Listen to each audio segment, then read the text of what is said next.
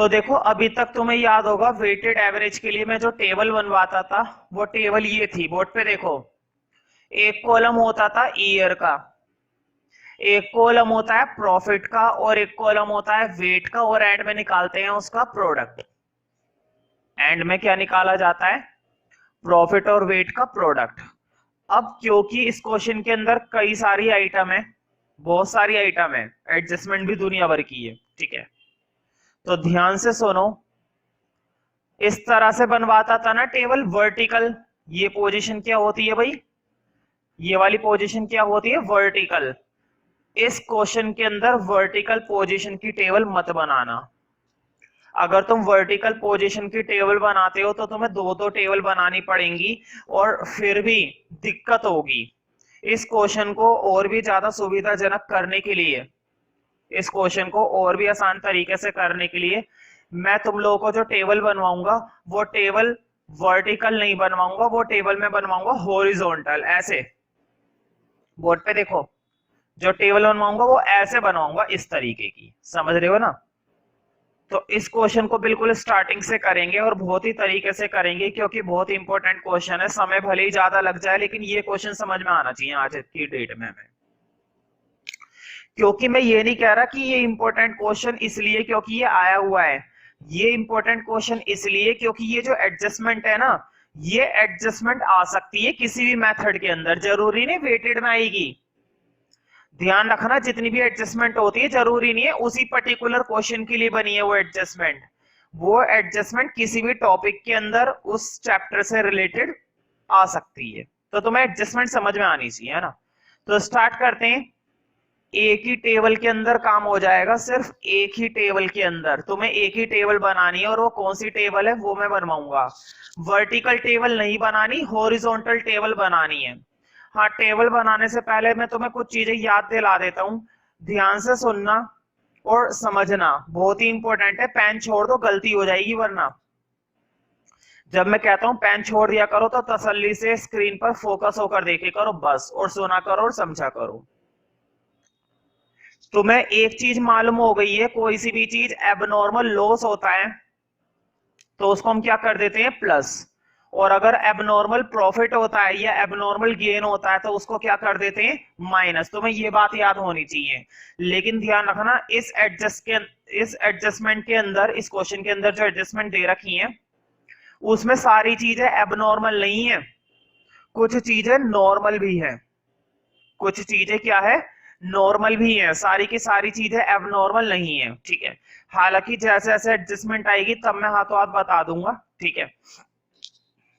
ध्यान से सुनो, अब चार बातों का याद रखना। देखो, अगर कोई एबनॉर्मल गेन है उसे करते हैं माइनस, अगर कोई एबनॉर्मल लॉस है उसे करते हैं प्लस, समझ रहे हो ना? लेकिन इसके अपोजिट, अगर कोई नॉर्मल गेन है उसे करते हैं प्लस, अगर कोई नॉर्मल लॉस है तो उसे करते हैं माइनस। एबनॉर्मल के केस और नॉर्मल के केस उल्टे होते हैं। एबनॉर्मल गेन को करते हैं माइनस लेकिन नॉर्मल गेन को करते हैं प्लस, एबनॉर्मल लॉस को करते हैं प्लस लेकिन नॉर्मल लॉस को करते हैं माइनस। ये चार बातें याद रखना, सिर्फ इस क्वेश्चन के लिए नहीं, हर एक क्वेश्चन के लिए जरूरी है, ठीक है। तो फटाफट से स्टार्ट करते हैं। अगर ये बातें याद है तो अच्छी बात है, नहीं है याद तो अपने पेज के टॉप पर तुम इस बात को लिख सकते हो, ठीक है। हालांकि पहले भी मैंने लिखवा रखी है सारी बातें, ठीक है। तो एक टेबल बनाएंगे, वर्टिकल ना बनाकर कैसे बनाएंगे? हॉरिजॉन्टल। बोर्ड पे देखना जरा,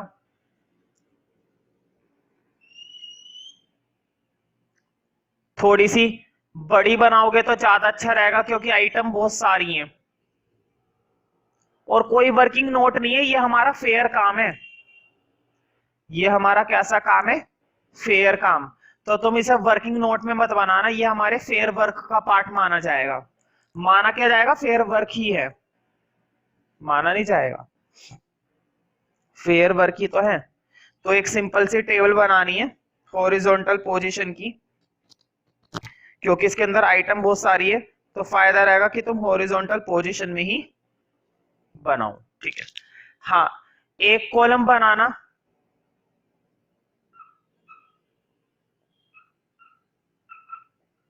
पर्टिकुलर्स, ठीक है। बताओ ऐसे लिखते थे ना ईयर 2014, 2015, 2016, अब तुम्हें हॉरिजॉन्टल लिखना है। देखो पहला प्रॉफिट 2014 से 15 का बता रखा है ना, एक कॉलम प्रॉफिट को ऐसे दिखा रहे हैं। अभी तक प्रॉफिट ऐसे लिखा हुआ होता था ना लाइन वाइज, अब ऐसे लिखा जाएगा हॉरिजॉन्टल, समझ रहे हो ना? टेबल तो समझ में आ रही है, देखो सब कुछ वही करना है, पूरा क्वेश्चन करने का तरीका वैसा ही है जैसे अब तक मैंने कराए हैं। फर्क इतना है मैंने टेबल हॉरिजॉन्टल बना दी। टेबल हॉरिजॉन्टल इसलिए बना रहा हूं क्योंकि आइटम बहुत सारी हैं, इस क्वेश्चन के अंदर आइटम काफी है। अगर तुम वर्टिकल बनाओगे तो घिचपिच मच जाएगी और लिख भी नहीं पाओगे प्रॉपर तरीके से, ठीक है। हॉरिजॉन्टल बनाओगे तो ज्यादा अच्छा रहेगा। अगले साल का प्रॉफिट है 2015-16,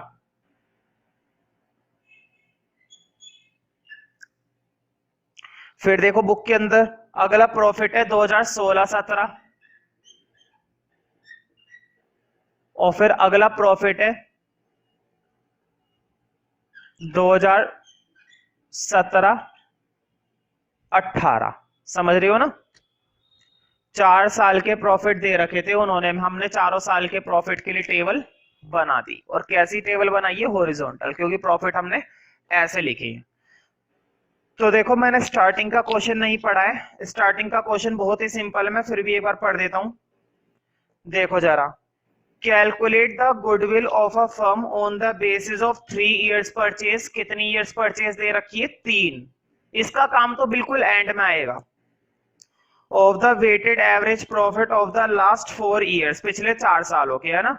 देखो 4 साल दे दिए, उनके प्रॉफिट दे दिए और उनका वेट दे दिया, है ना। वेट का तो बाद में देखेंगे, पहले प्रॉफिट लिख लेते हैं चारों साल के। देखो बोर्ड पे चारों साल के प्रॉफिट, यहां पर लिखो प्रॉफिट, और इन चारों साल के अंदर क्या भरने हैं तुम्हें? प्रॉफिट। पहला प्रॉफिट है 1,01,000, बहुत ही बढ़िया प्रॉफिट है भाई।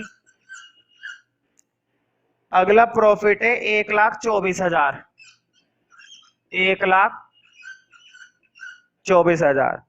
दूसरा प्रॉफिट है 1,00,000। तीसरा प्रॉफिट है 1,40,000,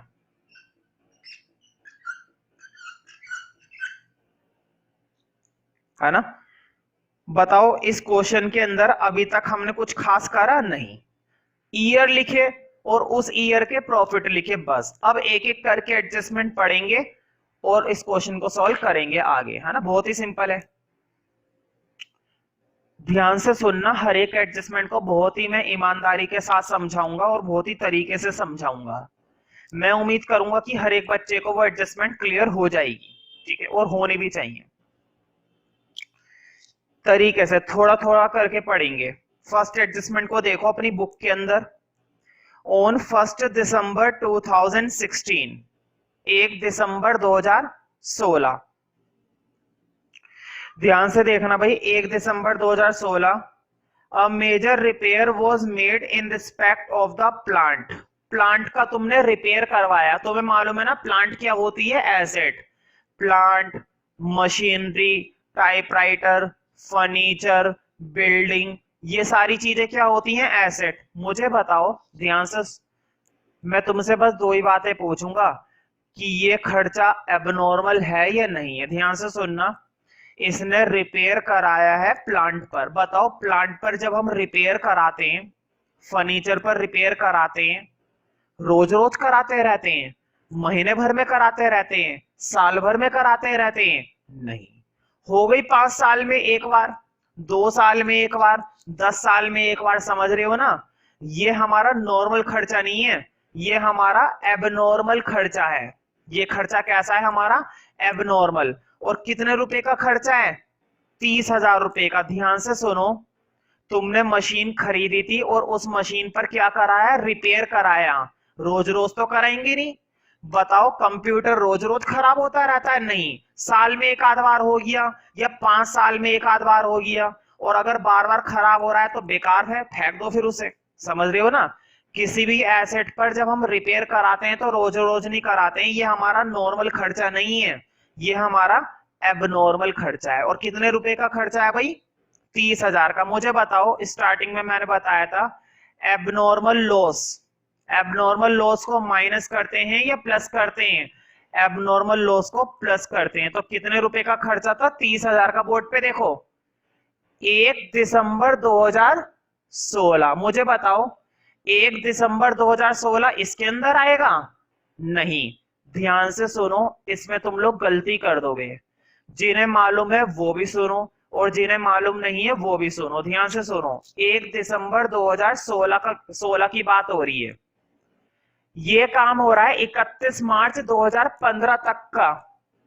31 मार्च 2015। अभी तो 1 दिसंबर 2016 बहुत दूर है। अब इधर देखो, यहां पर काम हो रहा है 31 मार्च 2016। ध्यान से सुनो, 31 मार्च 2016। 1 दिसंबर तो अब भी दूर है ना। 31 मार्च 2016 तक की बात है यहाँ पर। 31 मार्च से आगे जाना है हमें। किस पर जाना है? 1 दिसंबर 2016 पर। इधर देखो, यहां पर बात हो रही है 31 मार्च 2017। इसमें आ जाएगा ना। 1 दिसंबर 2016 इसमें आ जाएगा। मतलब वो 30,000 रुपए का खर्चा कौन से साल का है? वो एबनॉर्मल लॉस इस साल का है, इस साल का है या इस साल का? भाई तुम लोग 12th क्लास में हो, तुम्हें ये बात तो पता चलनी चाहिए। इस चीज का तो तुम्हें हिसाब लगाना आना चाहिए कि 1 दिसंबर 2016 किस में आएगा। 31 मार्च 2015 में आएगा, 31 मार्च 2016 में आएगा या 31 मार्च 2017 में आएगा? 31 मार्च 2017 से पहले आएगा, यहां पर आएगा। तो 30,000 रुपए का खर्चा यहां पर लाकर कर दो प्लस। छोटा सा प्लस का साइन जरूर लगाना। तुम्हें मालूम है ना, प्लस का साइन लगाना पड़ता है, लेकिन माइनस के लिए क्या लगा देते हैं हम? ब्रैकेट। और ध्यान से सुनो, 30,000 रुपए का जो रिपेयर का खर्चा तुमने जोड़ा है ना, इसके ठीक सामने यहां पर लिखना जरूर, ताकि टीचर को मजा आ जाए चेक करते वक्त। मजे का मतलब समझते हो? अकाउंट्स का पेपर चेक करने में टीचर्स खूब नखरे दिखाते हैं, क्योंकि उन्हें मालूम है अकाउंट का पेपर चेक करने में बहुत मेहनत करनी पड़ती है। और अगर बच्चा अपनी कॉपी को बहुत ही बढ़िया तैयार करे, बहुत ही फ्लोली तैयार करे, कम से कम मिस्टेक हो, टीचर खुश हो जाएगा चेक करते वक्त। और गारंटी है इस खुशी का असर तुम्हारे मार्क्स पर जरूर पड़ेगा। लेकिन अगर वो चेक करते वक्त गुस्से में आ जाए, तो गारंटी है इस गुस्से का असर मार्कशीट पर जरूर पड़ेगा। ठीक है, पहली एडजस्टमेंट क्लियर हो गई ना। पहली एडजस्टमेंट अभी मैंने पूरी नहीं पढ़ी थी, आगे पढ़ूंगा। अब देखो जरा, जितनी पढ़ी उतने का हिसाब कर दिया, कोई दिक्कत तो नहीं है। आगे देखो, which was charge to revenue, ये तो मैंने कर दिया। The set sum is agreed to be capitalise for goodwill calculation, ये सब भी कर दिया है मैंने। गुडविल के लिए तो कर रहे हैं काम। Subject to adjustment of depreciation 10% on reducing balance method। मुझे ध्यान से बताओ, डेप्रिसिएशन चार्ज करना है रिड्यूसिंग बैलेंस मेथड से। डेप्रिसिएशन चार्ज करना है रिड्यूसिंग बैलेंस मेथड से। बोर्ड पे देखो, इस एसेट को तुमने कब खरीद कर रिपेयर करवाया? 1 दिसंबर 2016 को। एक छोटा सा पॉइंट एक्सप्लेन करूंगा मैं जानकर इस टेबल को थोड़ा सा रफ कर रहा हूं, तुम ऐसा मत करना। तुम टेबल के ना थोड़ी सी लाइनें छोड़कर नीचे से लिख लेना। ध्यान से सुनो, डेप्रिसिएशन की कैलकुलेशन करके दिखा रहा हूं। बोर्ड पे देखो, मुझे बस इतना बताओ कि तुमने इस एसेट की शुरुआत कब करी थी? 1 दिसंबर 2016 को। 1 दिसंबर 2016 को, है ना। इस साल का एंड कब होगा? 1 दिसंबर 2016 को शुरुआत करिए, इस साल का एंड होएगा 31 मार्च 2017। देखो, 16, 17, 1 दिसंबर 2016 को तुमने प्लांट खरीदा, रिपेयर करवाया। उस रिपेयर कराने के बाद वो मशीन को, वो प्लांट कब तक रहेगा? 31 मार्च 2017 को। उसके बाद क्या प्लांट खत्म हो जाएगा? नहीं। बताओ, प्लांट 2017 के बाद 17-18 में भी रहेगा ना। क्या वो प्लांट क्वेश्चन ने बेच दिया है? नहीं। तुम सारी एडजस्टमेंट पढ़ सकते हो, वो प्लांट नहीं बेचा गया है। ध्यान रखना, कभी कभी क्वेश्चन प्लांट बेच देगा, इसलिए क्वेश्चन को पहले ही पढ़ लिया करो, आगे रफली पढ़ लिया करो। मैं ये नहीं कह रहा हर एक एडजस्टमेंट को तरीके से पढ़ो, रफली पढ़ लो कि कहीं आगे प्लांट को बेचने की बात तो नहीं हो रही, तो उसने प्लांट नहीं बेचा है, प्लांट उसके पास है। और मुझे बताओ, बिजनेस के अंदर जब तक कोई एसेट होती है तब तक उस पर क्या लगता है, तब तक उस पर क्या लगता है, डेप्रिसिएशन। अब मुझे देखकर बताओ, 30,000 रुपए का प्लांट तुम्हारा 2016-17 में रहा, यही वाला प्लांट तुम्हारा 2017-18 में रहा, यहां पर भी डेप्रिसिएशन लगेगा, वहां पर भी डेप्रिसिएशन लगेगा, लेकिन 17-18 के बाद अगर एक ईयर और होता, सपोज 17-18 के बाद एक साल और होता 18-19, तो क्या उस साल डेप्रिसिएशन लगता, बिल्कुल लगता। जब तक तुम्हारे पास कोई एसेट है तब तक उस पर क्या लगेगा, डेप्रिसिएशन, ठीक है। और अगर वो एसेट बिक गई, अब लगेगा, अब नहीं लगेगा, ठीक है।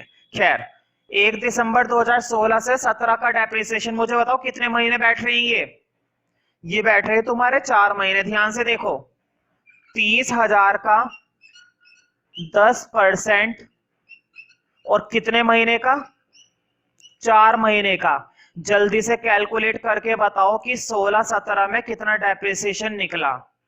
2016 से 2017 का डेप्रिसिएशन कितना आया, जल्दी से कैलकुलेट करके मुझे बताओ। देखो, बहुत ही सिंपल है, मेरे ख्याल से 1000 आएगा। 2016-17 में डेप्रिसिएशन कितने रुपए का लगा, 1000 रुपए का। खर्चा है ना, किसी भी एसेट पर डेप्रिसिएशन लगना क्या होता है, खर्चा होता है। मुझे बस इतना बता दो, एबनॉर्मल है या नॉर्मल है। नहीं पहचान पा, ध्यान अपने दिमाग मत दौड़ाओ, वैसे तुम लोगों के पास कम दिमाग है ना, खत्म हो जाएगा, इसलिए मत लगाओ, मुझे लगाने दो। एबनॉर्मल और नॉर्मल को पहचानने की एक टेक्निक और बताता हूं। एक तो मैंने ये बता रखी कि उसका लेना देना बिजनेस से होगा या नहीं होगा ना, एक टेक्निक और सुनो। साल में जो बार बार होता रहता है, हर महीने होता रहता है, लगातार होता रहता है, वो नॉर्मल, वही तो नॉर्मल है भाई। कहते नहीं ये तो नॉर्मल बात है, इसके लिए तो रोज रोज का खेल है। मेरा तो पढ़ाना नॉर्मल बात है, मैं तो रोज ही पढ़ाता हूँ, है ना, एबनॉर्मल थोड़ी ना है। तुम लोग कभी कभी पढ़ते हो, तुम लोगों के लिए एबनॉर्मल है ना। डेप्रिसिएशन साल में एक ही बार होता है, नहीं। हर महीने होता है, बिल्कुल। हर दिन होता है, बिल्कुल। हर 1 मिनट पर होता है, याद है ना, ये बात मैंने बता दी थी। कोई भी चीज अगर तुम खरीदते हो और उसका इस्तेमाल करते हो, कोई एसेट, उस एसेट पर डेप्रिसिएशन हर 1 मिनट के अंदर होता है, हर 1 सेकंड के अंदर होता है। इस मार्कर से तुमने 1 घंटा पढ़ाया, 1 घंटे के इसके अंदर इसकी वैल्यू कम हो गई। तुम इस मार्कर को 1 साल से चला रहे हो, घिस चुका है, देखो इसकी निब बिल्कुल बेकार हो चुकी है, दिखाई दे रहा हो तो। अब मैं स्क्रीन पर तो लगा नहीं सकता, ब्लैक हो जाएगी स्क्रीन, ये देखो पूरी घिस चुकी है इसकी निब, मतलब कि इस पर दुनिया भर का खर्चा आ चुका है, बस ये वेस्ट होने के लिए तैयार है, ठीक है। लेकिन फिर भी चलाते रहेंगे, क्या जा रहा है, चलाने में कुछ नहीं जा रहा, ठीक है। तो बताओ, डेप्रिसिएशन नॉर्मल है ना, हर रोज होता है, बार बार होता है, हर 1 सेकंड के अंदर होता है। डेप्रिसिएशन वाला खर्चा क्या होता है, नॉर्मल खर्चा होता है। देखो, अगर मैं समझाता हूं, समझ में आ जाता है, दिमाग के अंदर बात बैठ जाती है तो अच्छी बात है, अगर नहीं बैठती है तो जहां पर डेट वगैरह लिखते हैं ना, वहां पर लिख लिया करो, डेप्रिसिएशन लिखो और उसके आगे लिखना नॉर्मल लॉस। डेप्रिसिएशन हमारा कौन सा वाला लॉस होता है भाई, नॉर्मल लॉस। तो अगर समझ में आ रहा है तो भी अच्छी बात है, नहीं आ रहा है तो भी अच्छी बात है। डेट की तरफ लिख लिया करो थोड़ा सा, डेप्रिसिएशन लिखना है छोटा सा और उसके आगे लिखना है नॉर्मल लॉस। अब मुझे बताओ, नॉर्मल लॉस माइनस करते हैं ना, बताओ, एक इधर देखो, इधर लिख देना। अब मैं लिख रहा हूं डेप्रिसिएशन, और बताओ 1000 रुपए का खर्चा आया ना 2016-17 में, माइनस कर दिया। माइनस का मतलब ब्रैकेट, ध्यान से सुनो। 2016-17 में तुमने 1000 रुपए का डेप्रिसिएशन लगा दिया, क्या 2017-18 में नहीं लगेगा, सो गए क्या। मैंने बताया था, जब तक तुम्हारे पास एसेट रहेगी, तब तक उस पर क्या लगेगा, डेप्रिसिएशन। अभी एसेट है ना, है, अगले साल डेप्रिसिएशन लगेगा ना, लगेगा। 4 महीने का लगेगा या पूरा लगेगा, अब तो पूरा लगेगा।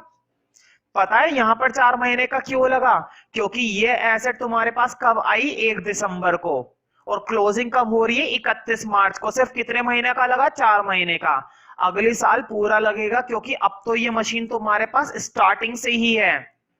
1 मार्च 2017 से लेकर 31 मार्च 2018 तक है मशीन तुम्हारे पास, प्लांट है। अब पूरा लगेगा। अब लगाते हैं, देखो अब नंबर 2 में डाल देना बोर्ड पे। देखो डेप्रिसिएशन, तुम सोच रहे होंगे मैं ये प्रॉपर तरीके से डेप्रिसिएशन अलग से करा के क्यों दिखा रहा हूं। डेप्रिसिएशन अगर अलग से कर लोगे ना, रिवीजन के समय पर तुम्हें भी सुविधा हो जाएगी, चेकिंग के टाइम पर टीचर को भी सुविधा हो जाएगी। अब मैं डेप्रिसिएशन निकाल रहा हूं बोर्ड पे, देखो 2017 से 2018 का। अब बड़ा आसान है डेप्रिसिएशन निकालना, क्यों, क्योंकि अब पूरे साल का निकालना है। लेकिन ध्यान दो, रिड्यूसिंग बैलेंस मेथड मालूम है ना, 11th क्लास के अंदर तुमने 2 मेथड पढ़े थे डेप्रिसिएशन के। एक होता था हमारा स्ट्रेट लाइन मेथड, और एक होता था रिटर्न डाउन वैल्यू मेथड, मतलब कि रिड्यूसिंग बैलेंस मेथड। तुम्हें मालूम है ना, रिड्यूसिंग बैलेंस मेथड से डेप्रिसिएशन उस पर नहीं लगता जितने की वैल्यू होती है, उस पर लगता है जितने की वैल्यू बची है। मुझे बताओ बोर्ड पे देखो, 30,000 का प्लांट था जब खरीदा, या फिर मैं कह सकता हूं जब रिपेयर कराया। जब क्या कराया, रिपेयर कराया। 1,000 रुपए का इस पर क्या लग गया इस साल, लिखा हुआ है ना, 1,000 रुपए का क्या लग गया, डेप्रिसिएशन। इसकी वैल्यू कितनी रह गई, 29,000। मुझे बताओ रिड्यूसिंग बैलेंस मेथड से डेप्रिसिएशन किस पर लगेगा, 30,000 पर लगेगा या 29,000 पर लगेगा। रिड्यूसिंग बैलेंस मेथड का मतलब होता है जो वैल्यू बचती है उस पर डेप्रिसिएशन लगता है, ना कि ओरिजिनल वैल्यू पर। उस प्लांट की ओरिजिनल वैल्यू 30,000 है, लेकिन डेप्रिसिएशन इस पर नहीं लगेगा, डेप्रिसिएशन लगेगा नीचे वाले पर। बताओ 29,000 का 10%, बहुत ही आसान कैलकुलेशन है। 29,000 का 10% कितना आएगा, 2900। इस कैलकुलेशन को तुम लोग चाहो तो बिल्कुल इसी तरीके से अपने नोट के अंदर नोट कर सकते हो, टेस्ट में भी लिख सकते हो, पेपर में भी लिख सकते हो। टीचर बिल्कुल खुश हो जाएगा कि इतने बढ़िया तरीके से इसने प्रेजेंट करा है क्वेश्चन को। मुझे बताओ ये 2900 रुपए का डेप्रिसिएशन 2017-18 का है ना, 16-17 में लिखूं या 2017-18 में लिखूं, 17-18 में आएगा भाई जब उस साल का डेप्रिसिएशन है। लिखो 2,900 ब्रैकेट। समझ में आई बात। अब जाकर फर्स्ट एडजस्टमेंट पूरी हुई है। तुम समझ गए होंगे मैंने पहले इस क्वेश्चन को क्यों टिक करवा दिया और क्यों मैंने इस क्वेश्चन के अंदर हॉरिजॉन्टल टेबल बनवाई है। ध्यान रखना फर्स्ट एडजस्टमेंट हैवी थी, बस, अब कुछ खास नहीं है।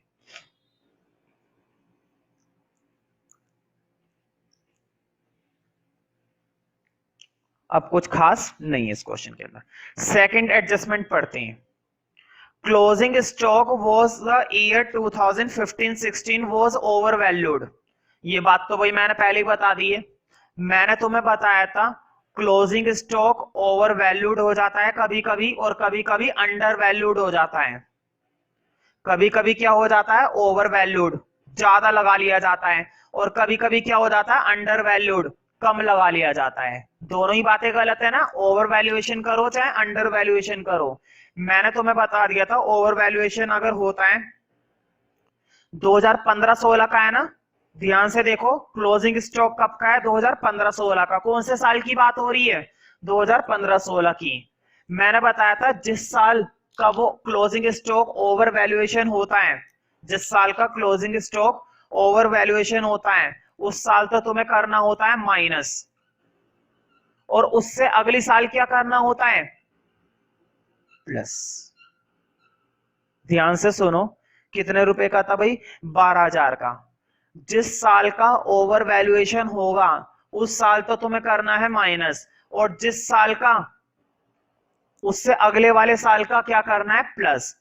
मैंने तुम्हें ये बात पहले ही लिखवा दी है और तुम्हें समझ में आनी चाहिए, ठीक है। ओवर वैल्यूएशन और अंडर वैल्यूएशन दोनों ही बातें लिखवा दी थी, क्योंकि कभी कभी अंडर वैल्यूएशन भी आ जाता है, अंडर वैल्यूएशन में उल्टा होता है, बस इतना ध्यान रखना। हाँ, इनके आगे लिख दो यहाँ पर, ये क्या चीज थे, ये क्लोजिंग स्टॉक वाली एडजस्टमेंट थी, साथ में ना लिखते रहना इधर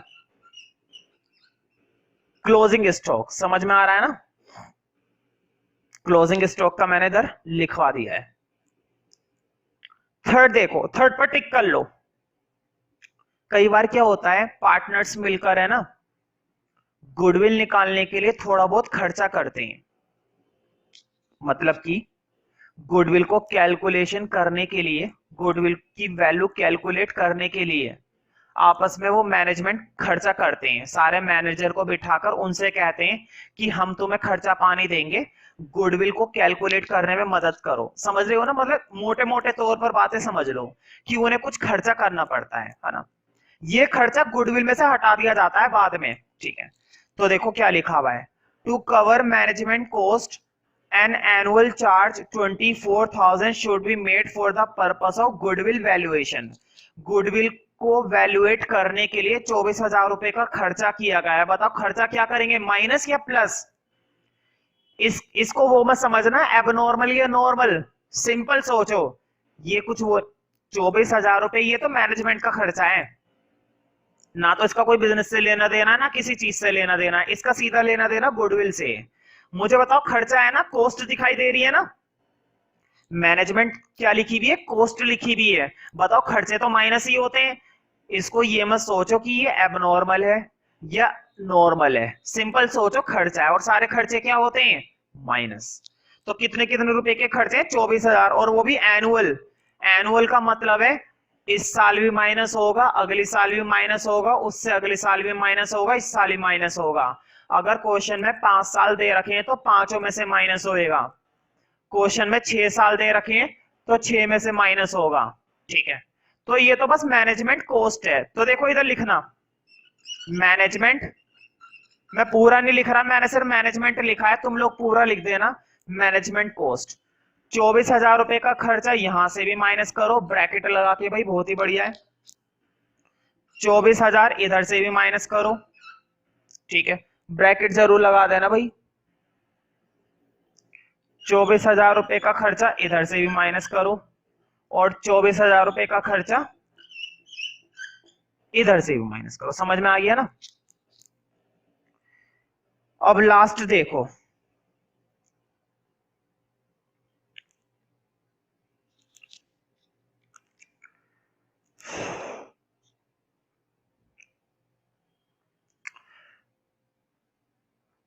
ध्यान से सुनो, एसेट को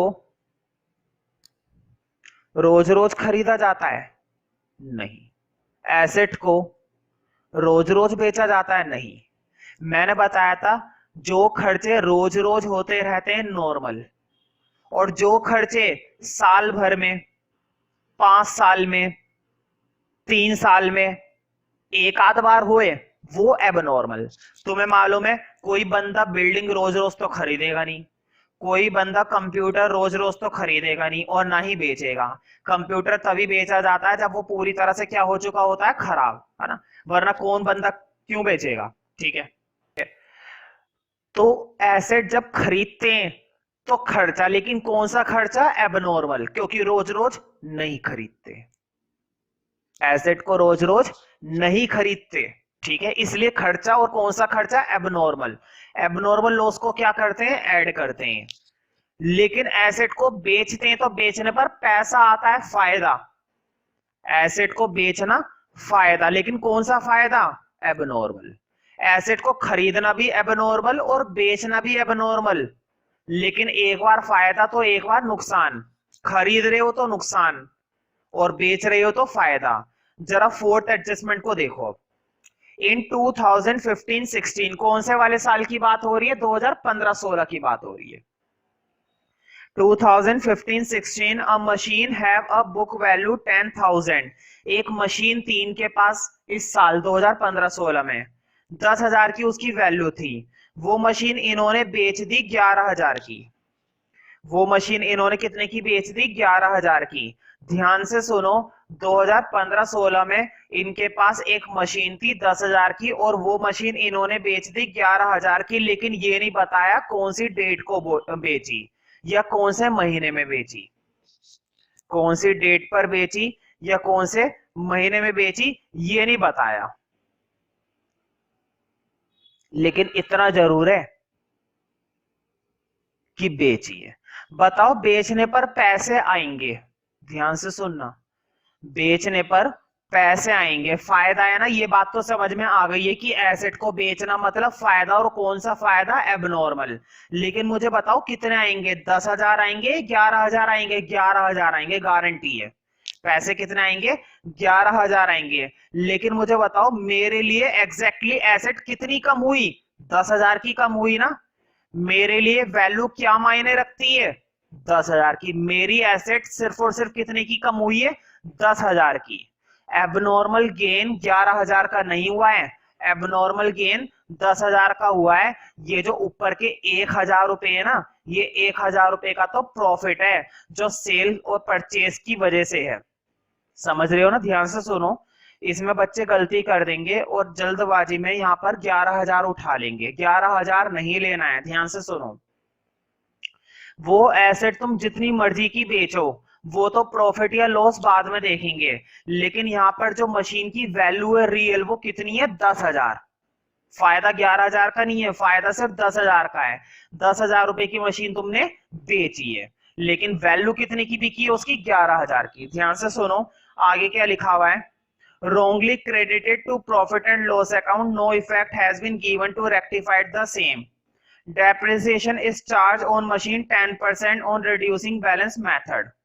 इस क्वेश्चन के अंदर मशीन की डेट वगैरह कुछ नहीं बताई, इसलिए हम अपनी तरफ से इस पर डेप्रिसिएशन चार्ज नहीं करेंगे।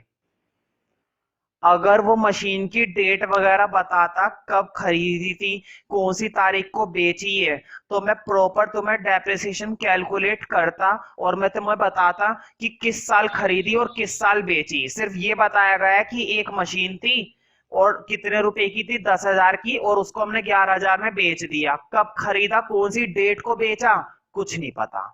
इस क्वेश्चन के अंदर लास्ट वाले पॉइंट पर है ना स्टार बना लेना, क्योंकि इनकम्प्लीट इंफॉर्मेशन है।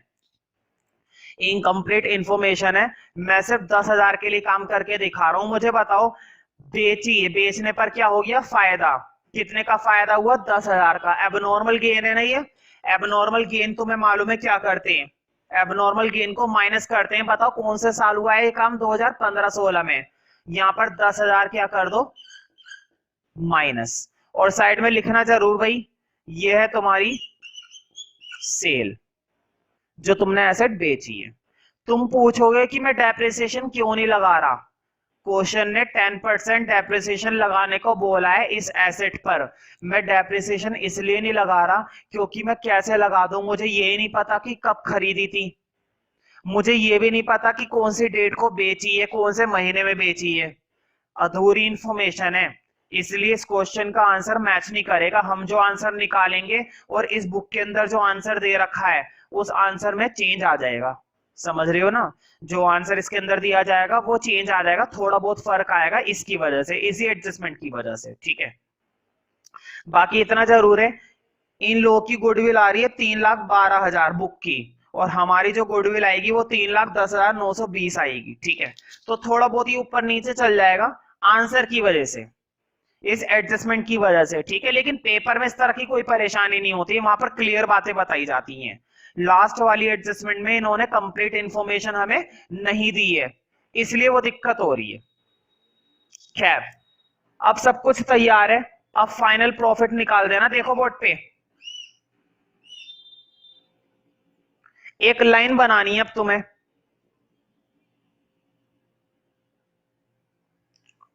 प्रॉपर स्केल से बनाना। मैं हर एक बच्चे की कॉपी चेक कर सकता हूं, वीडियो के अंदर कभी भी मैं देखने के लिए आ सकता हूं, और अगर मुझे प्रॉपर तरीके से दिखाई नहीं दिया कि बच्चे ठीक तरह से नहीं लिख रहे हैं, बढ़िया तरीके से ड्रॉ नहीं कर रहे हैं, गंदी राइटिंग में, मैं तुरंत पेज फाड़ दूंगा और खड़ा कर दूंगा।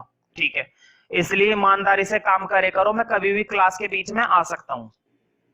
हाँ, अब नीचे लिखना फाइनल प्रॉफिट या सिर्फ यही लिख लो प्रॉफिट। देखो बोर्ड पे 1,01,000 में 24,000 माइनस कर दो, माइनस करने के बाद आएगा 77,000। ध्यान से सुनो, 1,01,000 में 24,000 क्या कर दिए, माइनस कर दिए। अब इधर देखो 1,24,000 में 12,000, 24,000 और 10,000 तीनों की तीनों चीजें क्या करनी है, माइनस। ब्रैकेट का मतलब क्या होता है, माइनस। तो तीनों आइटम माइनस करके जो प्रॉफिट आएगा वो मैं सीधा लिख रहा हूं, मेरे पास सॉल्यूशन है भाई, मेरे पास भाई कंप्लीट सॉल्यूशन होता है, सीधी बात है, ठीक है, ताकि क्वेश्चन को वीडियो में और भी जल्दी किया जा सके और तुम लोगों को भी दिक्कत ना हो। लेकिन इस बात की ईमानदारी बरते करो कि हर एक क्वेश्चन को घर पर जाकर जरूर किया करो, खास करके कैलकुलेशन और स्पीड को ध्यान में रखते हुए। स्पीड बहुत जरूरी है अकाउंट्स में। अब इधर देखो 1,00,000 में 30,000 जोड़ने हैं और 12,000 जोड़ने हैं, लेकिन 1,000 और 24,000 क्या करने हैं, माइनस। समझ रहे हो ना, जिन पर ब्रैकेट है वो करने हैं माइनस और जिन पर ब्रैकेट नहीं है वो करने हैं प्लस। तो मैं फाइनल लिख रहा हूं, सब कुछ करने के बाद आएगा 1,17,000, है ना। एक बार जरूर चेक कर लेना भाई, सॉल्यूशन गलत भी हो सकता है, ऐसी बात नहीं है। अब इधर देखो 1,40,000 में 2,900 और 24,000 तुम्हें क्या करने हैं, माइनस करने हैं। तो माइनस करने के बाद जो आएगा 1,13,100 मेरे हिसाब से ये चारों प्रॉफिट आ रहे हैं भाई फाइनल। अगर तुम लोग में से कोई ना कोई ईमानदारी से कर रहा है तो एक बार मेरी कैलकुलेशन को मिला लेना। वैसे कैलकुलेशन मैंने कुछ करी नहीं है, सच बताऊं, मैंने सिर्फ देख कर लिखा है, ठीक है। देखो प्रॉफिट आ गए ना, अब मैं ये पार्ट रब कर रहा हूं क्योंकि मुझे स्पेस चाहिए। तुम लोग तो अपनी टेबल को बड़ा कर लो, मैंने तुम्हें हॉरिजॉन्टल टेबल बनवाई है। इस टेबल का एक फायदा होता है, पूरे क्वेश्चन में तुम्हें और टेबल बनाने की जरूरत ही नहीं पड़ती, कुछ नहीं बनाना। देखो मेरे पास तो नीचे बोर्ड खत्म हो गया था, इसलिए मैं बाकी की चीजें ऊपर लिखूंगा। लेकिन तुम क्या करना, बोर्ड पे देखो, तुम क्या करना, तुम अपनी टेबल को थोड़ा सा और बढ़ा लो, अगर छोटी पड़ रही है 3-4 लाइनों की बढ़ा लो, बस 3-4 लाइनों की बहुत है। मैं तो ऊपर बना रहा हूं ये टेबल क्योंकि मैं नीचे तो बढ़ा नहीं सकता, मैं आगे की चीजें ऊपर लिख रहा हूं, समझ रहे हो ना। मैं जो कहने की कोशिश कर रहा हूं वो तुम्हें समझ में आ रहा है ना। नीचे इतना स्पेस है नहीं, लेकिन देखो कुछ चीजें तो लिख ही सकता हूं। बताओ, प्रॉफिट के बाद लिखना होता है वेट। हाँ, क्वेश्चन के अंदर हमें वेट दे रखा था, क्वेश्चन के अंदर हर साल का क्या दे रखा था, वेट। बताओ वेट दे रखे हैं ना, फटाफट से वेट के आगे वेट लिख दो। क्या क्या वेट है भाई, 1, 2, 3, 4। अब तुम्हें मालूम है ना, बोर्ड पे देखो, प्रॉफिट की वेट से मल्टीप्लाई करनी है, 77,000 की 1 से मल्टीप्लाई, 78,000 की 2 से मल्टीप्लाई, इसी तरह से बाकियों की। मालूम है ना, प्रोडक्ट तैयार करना होता है। ध्यान से सुनो, प्रोडक्ट तैयार करने से पहले एक लाइन बनाना, अब प्रोडक्ट बनाना। मुझे बताओ क्या प्रोडक्ट के लिए मेरे पास नीचे स्पेस बचा है, नहीं। तो ध्यान से सुनो, प्रोडक्ट तुम लोगों को तो नीचे ही बनाना है, जैसे इस लाइन के बाद बनाना है ना। मैं प्रोडक्ट ऊपर लिख रहा हूं क्योंकि मेरे पास नीचे जगह नहीं बची है। तुम अपनी टेबल को और बड़ा कर लेना अगर जगह खत्म हो गई है, ठीक है। बस एक लास्ट है, प्रोडक्ट के बाद खत्म। हाँ लिखो प्रोडक्ट। देखो 77,000 की 1 से करेंगे 77,000 ही आएगा भाई, 78,000 की 2 से करेंगे ये आएगा 156,000, 117 की 3 से करेंगे ये आएगा तुम्हारा 3,51,000 भाई। सॉल्यूशन है मेरे पास, मैं क्यों मेहनत करूं खामे का। तुम लोगों का पेपर है, तुम तो ढंग से करते नहीं हो और मैं करता रहूं। तो 1,13,100 की 4 से मल्टीप्लाई करोगे 4,52,400, 4,52,400, है ना। बस प्रोडक्ट के बाद टेबल को कर देना बंद, अब इसकी जरूरत नहीं है, अब किसी की भी जरूरत नहीं है, अब हमें किसी की कोई जरूरत नहीं। अब तुम्हें वेटेड एवरेज का फॉर्मूला लिखना है भाई। वेटेड एवरेज का फॉर्मूला तुम्हें याद है ना? देखो वर्ड पे, वेटेड एवरेज प्रॉफिट। मुझे बताओ, ऊपर तो आता है टोटल प्रोडक्ट,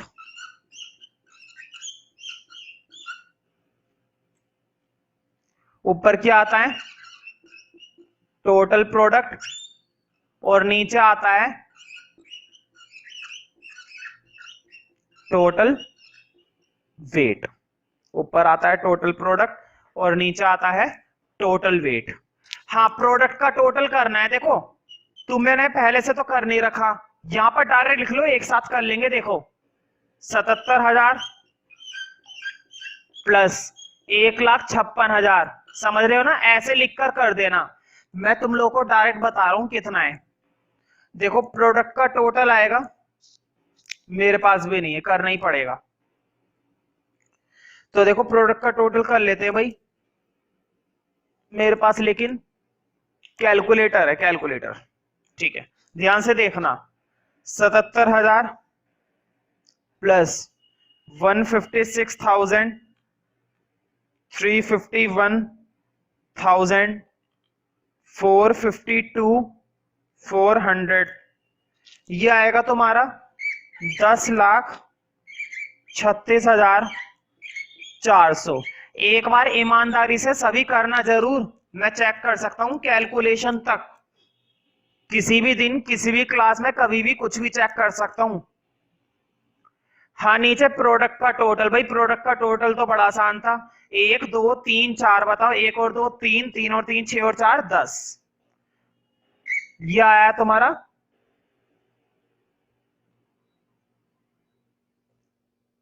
10, है ना? हाँ, डिवाइड करने के बाद 1 0 कट जाएगी, तो प्रॉफिट आ गया 1,03,640, 1,03,640। अब तुम्हें मालूम है गुडविल निकालनी है, और वेटेड एवरेज से गुडविल निकालना और भी ज्यादा आसान है।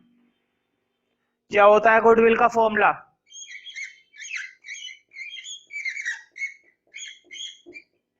हाँ, गुडविल का फॉर्मूला होता है value weighted average product into years purchase, है ना?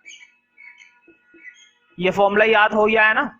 हमेशा किसी फॉर्मूले को बार बार लिखते रहते हैं, लिखते रहते हैं, तो वो चीज बहुत पक्की हो जाती है और दिमाग में बैठने लगती है। हाँ, तो प्रोडक्ट आया है 1,03,640, और ईयर्स परचेज इस क्वेश्चन के अंदर कितनी दे रखी थी? 3। हाँ, 3 से मल्टीप्लाई कर देना। 3 से मल्टीप्लाई करने पर तुम्हारा आंसर मैच नहीं करेगा, क्योंकि मैंने पहले ही बता दिया है लास्ट वाली एडजस्टमेंट में प्रॉब्लम है, उसके अंदर हमें डेट मेंशन नहीं करी है ना? लेकिन हाँ, हमारी तरफ से ये क्वेश्चन बिल्कुल सही है।